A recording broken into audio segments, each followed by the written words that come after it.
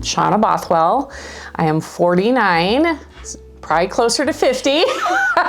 Had amazing music experiences in college, had amazing professors, and really probably the influence of those opportunities then gave me what I am doing now, which is doing private voice and lessons.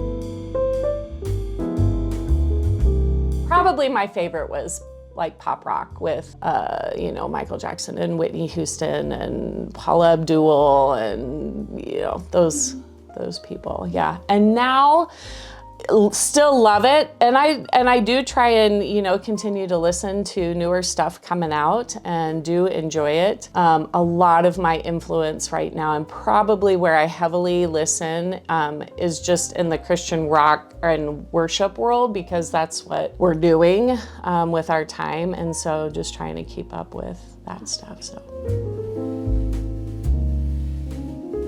okay.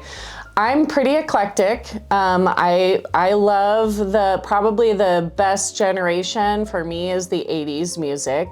But I grew up on Whitney Houston and Michael Jackson, although those were kind of no-nos because mom and dad really probably purred for the Christian realm of music. I've really actually recently, more so because of Cameron, our son, being involved in blues ed, I've really started to dig into more blues. I would say right now that's a pretty cool genre. Maybe not something I would have listened to even 20 and 30 years ago, but I like it. Now it's good, yeah.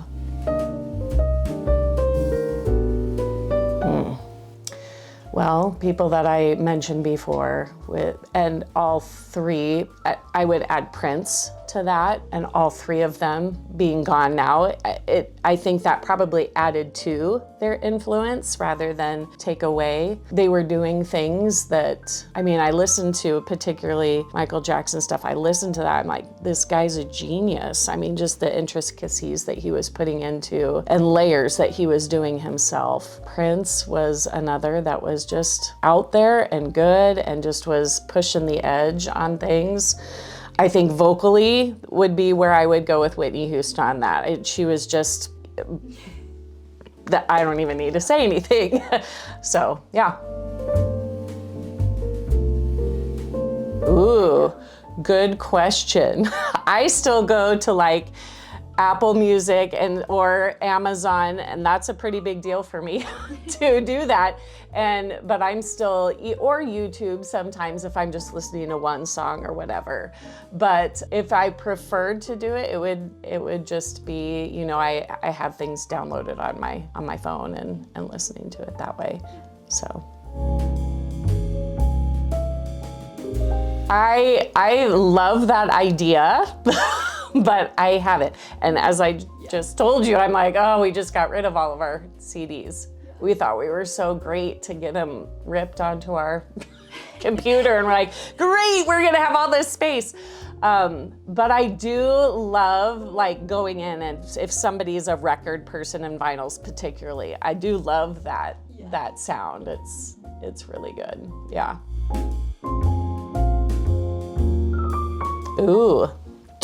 Good question. I think you can take some stuff from each. I think like a Lady Gaga now. She's, I think, another mover and shaker and super wise and smart in the things that she does, but she wouldn't have been able to do that had she not heard the things of the past. So I think there was some really great foundational groundwork that was laid, but there was also cruddy bands in the past that really didn't do much for that. And so, there's people now that are cutting edge and doing some things that are pretty influential.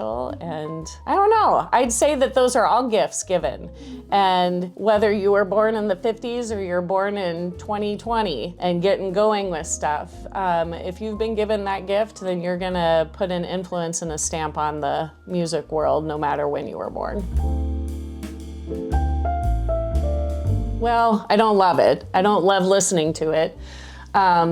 I myself won't personally listen to it on a regular basis. It's not that I wouldn't listen to it at all. It's their expression, it's their form, it's what's coming from the inside out. It's what they're wanting to say in their, a lot of times the lyrics that you're gonna write are something that's going on with you. And so that's what they're gonna do is, write that. So I love that music is an outlet for somebody to be able to express that way. Yes. It can be. I think that there's some people that really take that stance. And others that I love, I just prefer if they keep to their music and do what they want to do, and then they can support whomever they want on the other side of things. So it's huge. I think it's a huge part of shaping our culture. Going back to what somebody's going to write about is what's going on in their world at that time and what's influencing them, what's their cry out. And so I think it's a huge way that we can impact what's going on in our world because it's directly involved with what's going on in our lives.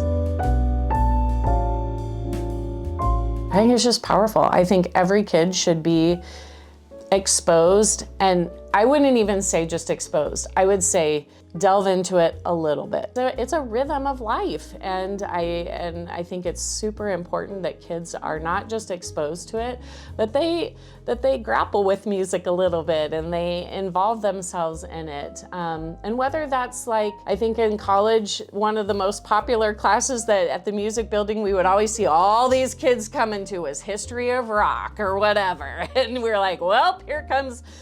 But that was also super powerful because it was a great way. And I never took the class. I didn't ever have the professor for any other classes, so I have no idea what his style was like, but I thought that's an opportunity to keep people invested and enjoy this, this thing that is such a statement for people when they're voicing their heart, their concerns, their joys, their testimonies, whatever it is. It's just so cool to be able to, music is just such a great outlet for that. And I love, people watch a basketball game. That's that person's way to outlet and whatever. Well, as a musician, this is my way to outlet. And so, just letting people experience that is really powerful. And I do think it's something that everyone should do. Yeah.